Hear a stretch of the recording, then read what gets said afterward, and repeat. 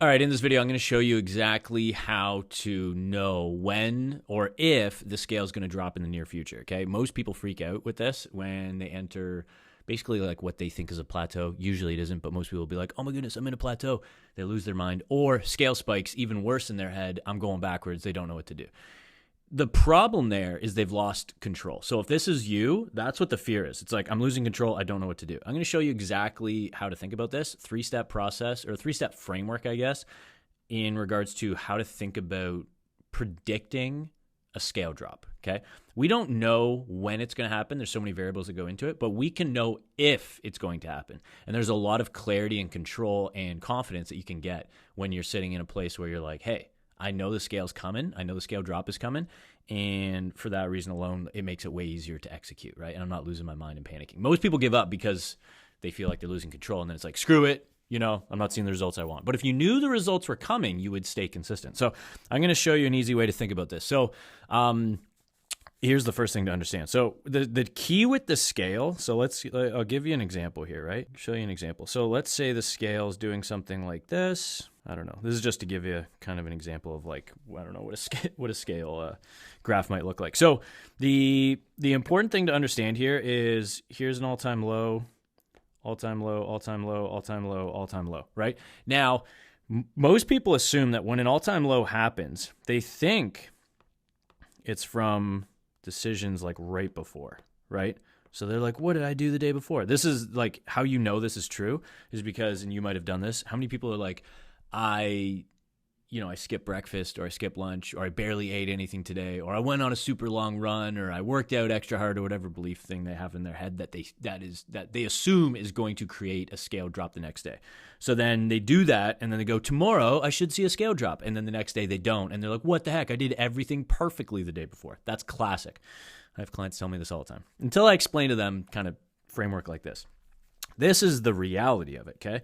So let's get rid of these. So the reality is that the day before, the 24 hours leading into a scale drop, doesn't matter as much as you think, okay? What matters way more, let me change the color on this. So what matters way more is going to be actually the period of time, like several days, the period of time leading into the scale drop. So this is like, I don't know, 1, 2, 3, 4, 5, 6 days, 1, 2, 3, 4 days, 1, 2, 3, 1, 2, 3. Like it's a collection of days leading into these scale drops. Okay.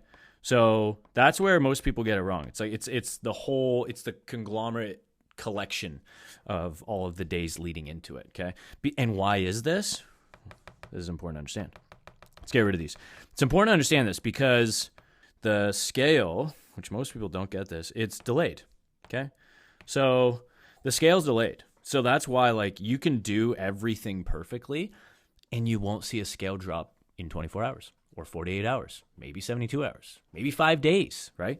And that's okay. But you know it's going to come if you follow a specific framework. But the important thing to understand is that if, assuming you're in a calorie deficit, the scale drop is going to come. We just don't know if it comes tomorrow or in 7 days from now or 3 days from now or whatever it is, right? Now, it shouldn't take several weeks in most cases, in my opinion, just to give you a quick framework on like what is like a reasonable framework or expectation to have when it comes to like when should the scale drop. 7 to 14 days. I think that's reasonable for most people, okay? So if you're losing weight every few days, perfect. You're probably early on in the process. Great, that's good. That is not going to last. At some point, it'll probably take you 5 to 10 days. You'll get a new all-time low every 5 to 10 days.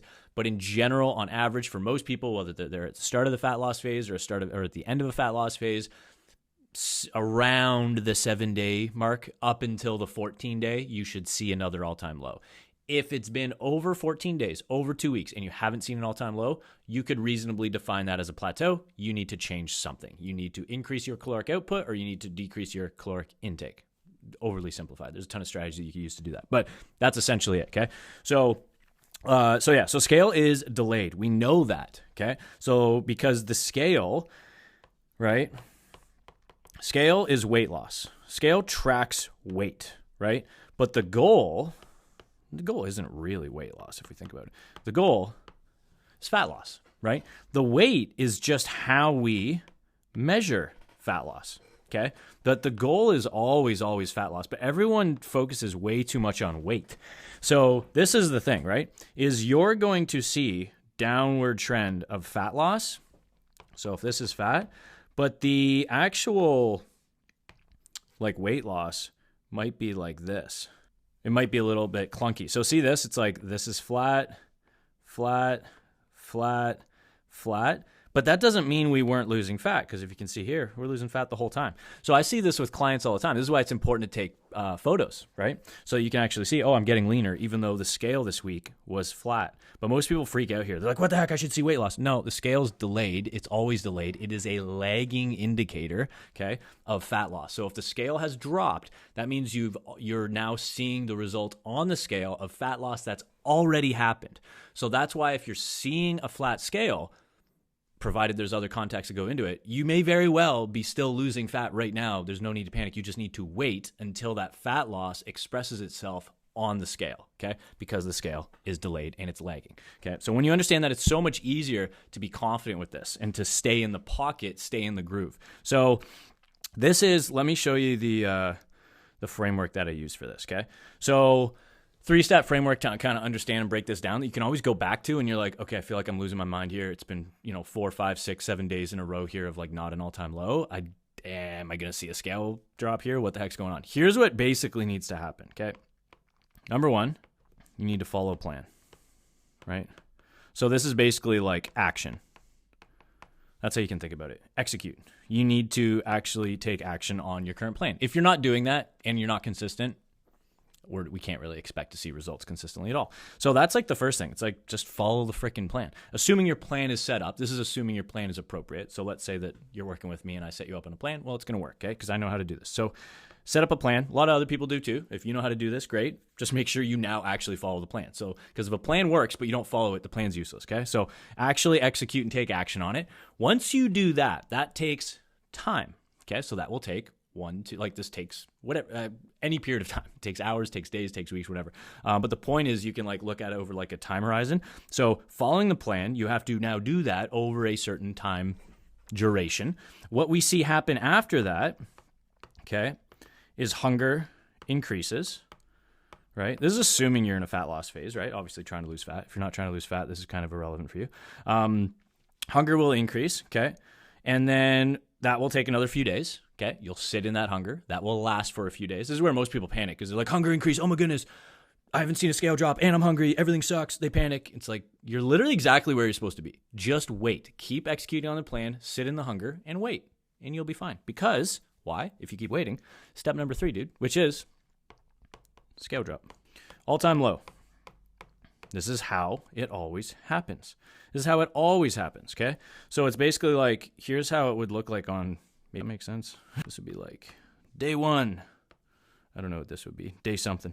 But yeah, so you would like, we'll call this action, right? So actually do the plan. Then what you would see is like hunger increase. Look how neat that is. That's so bad.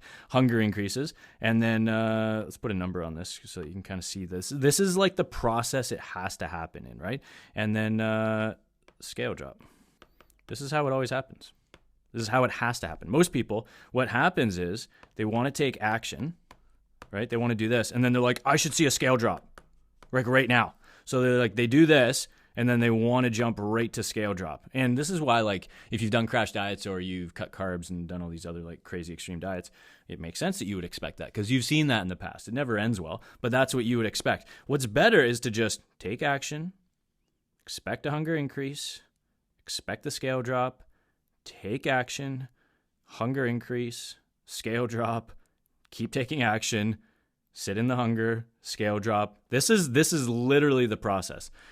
That is a messy photo, dude. But yeah, that is like the flywheel framework of how that actually works. You take action, you experience and see an increase in hunger. That is a positive signal that you're in a calorie deficit. It's working. Now you just need to stay in it. Most people don't. They panic and then they decide to eat, and that just cancels out the calorie deficit, and they don't see the scale drop that they wanted. But you want to take action, hunger increase, you see the scale drop. That's like, okay, everything's working, cool, leading up to this, the several days or weeks leading into this day of the scale drop. That tells me everything works, very reassuring. I should keep taking action. I should keep executing. So you do that, and then you see sustained hunger increase, maybe just sustained hunger elevation. It might not actually get more hungry. You might just stay the same level of hunger, depending on where you're at. And then you see another scale drop. And it just keeps going through that cycle. When you understand that's the cycle, you don't panic when you're like hunger's going up or scale isn't dropping right away, because you're like, I'm executing on the plan. Hunger's high and I'm still executing on the plan, so scale's going to drop eventually, right? There's a lot of variables that we could go into, like why that happens, but that's basically it, man.